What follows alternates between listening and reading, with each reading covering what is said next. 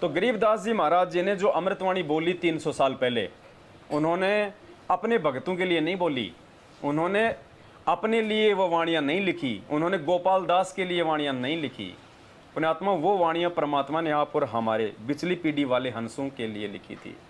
और क्या कहा था गरीबदास जी ने वर्तमान समय के लिए? हम जीवों को चेता रहे हैं कि जब तेरा गुरु आएगा, वो कबीर परमात्मा जो मुझे मिला था सतगुरु रूप में, ऐसे जब वो दिल्ली मंडल में आएगा, सतगुरु दिल्ली मंडल आईसी, सूती धरनी सूम जगाईसी। तो दिल्ली मंडल में जब वो परमात्मा आएगा 8 सितंबर 1951 को, और उस समय जब तुम्हें वो नाम देगा, तुम्हें ज्ञान देगा, तो उसे तुम अपने जैसा मानुष समझने की गलती मत करना। और यदि तुमने उसको अपने जैसा मानुष समझा, तो गरीबदास जी ने वाणी लिखी थी, गुरु मानुष कर जानते वो नर कहिए अंध, ओवे दुखी संसार में। और गुरु मानस कर जानते और चरणामृत को पान, ते नर नरक में जावेंगे, जन्म जन्म बने समान। यानी तुमने उस तत्वदर्शी संत को, उस परमात्मा को तुमने अपना गुरु भी धारण कर लिया, और तुम उसको मानुष भी मान रहे हो, और उसके चरणों का अमृत भी पी रहे हो, जो हम रोज पीते हैं चरणामृत। और पुण्यात्माओं, गुरु को मानुष मानना यही है कि हम गुरु जी का हम जन्मदिन मना रहे हैं। अब जन्मदिन मनाना मतलब गुरु जी को मानुष मानना, क्योंकि जन्म तो मानव का होता है, मानुष का होता है, सतगुरु का जन्म नहीं होता।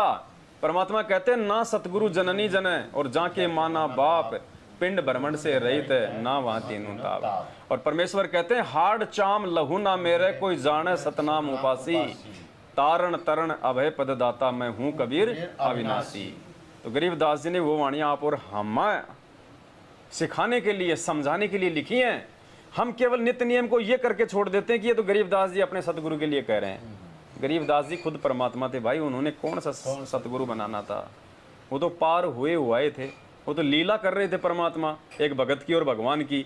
आप और हम जैसे नीचों को समझाने के लिए, जैसे काशी में परमात्मा ने केशव बंजारी की और कबीर की भूमिका की थी। पुण्यात्मा, उन वाणियों को हमने ये नहीं सोचना कि गरीबदास जी अपने सतगुरु के लिए कह रहे हैं।